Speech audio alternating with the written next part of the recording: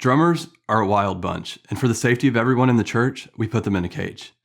Okay, so maybe this isn't the real reason, but a majority of churches who use acoustic drums put them behind a cage, also known as a drum shield, to dampen the sound. But is there a better way to lower drum noise?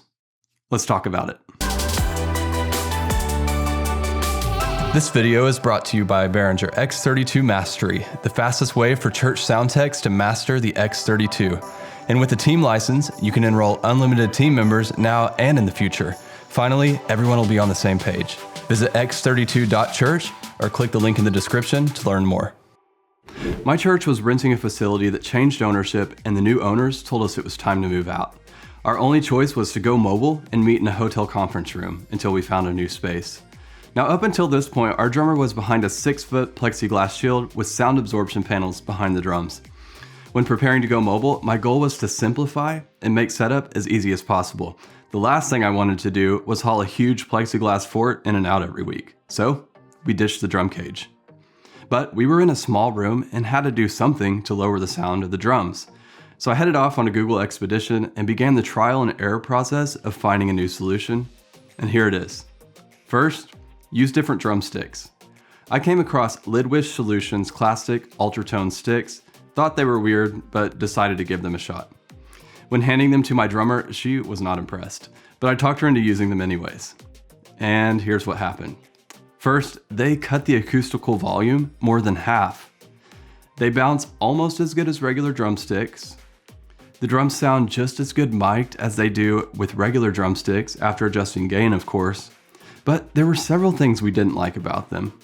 First, it's tough to get used to how light that they are. Secondly, cymbal hits, they just don't sound very good.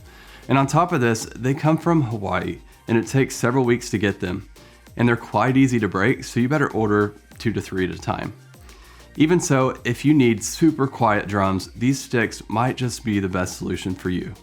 I'll include a link in the description where you can buy them.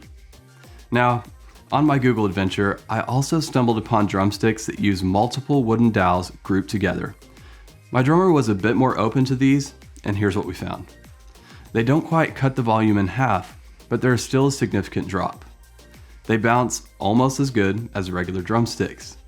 The drums still sound good mic'd, and also they feel pretty close to regular drumsticks. Really, the only downside is that they don't last near as long as a regular drumstick. Considering the wooden dowels are fairly small, it's easy to beat them up, so just plan on replacing them every 1 to 2 months. Our favorite is the Vic Firth Steve Smith Talawans. I'll include a link in the description where you can pick these up on Amazon.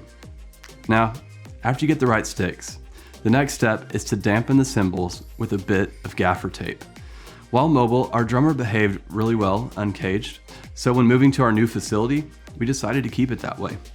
We're still using the Talawan, but because every room is different, we ran into an issue with the cymbals being too loud. Now, moving is expensive, so there was no budget to try new cymbals. Instead, we purchased several types of tape and let the testing begin. Under the cymbals, we tried balls of tape, long lines of tape, different kinds of tape. The best sounding dampening came from using a 1-inch piece of gaffer tape under the cymbal near the bell. The last step is to apply sound absorption near the drums where it makes sense. We have a sound absorption curtain behind the drums that blends in with the back wall. This helps capture any excess drum energy before it leaves the stage. Even with all this in place, you still need to communicate with your drummer if things get too loud. If you've ever been behind a drum set, you know how easy it is to get excited and start over playing. Most times, you don't even realize you're doing it. That's why communication needs to be open between the sound tech and the drummer.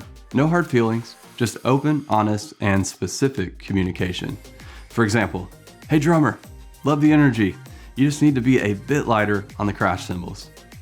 Now on a side note, if you are not using in-ear monitoring, uncaging the drums may not work.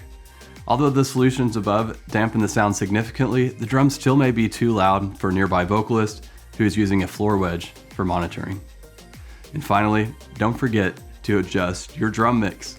When using different sticks, your drum mix will change significantly. You'll need to readjust the gain and maybe even change up EQ and other audio processing. Now, if you have questions, drop them in the comments. I'd be glad to answer. And if you'd like to see more videos like this, give me a thumbs up to let me know. And if you haven't already, be sure to subscribe to our channel and ring the little bell so that we can let you know when a new video comes out. I'll see you next time.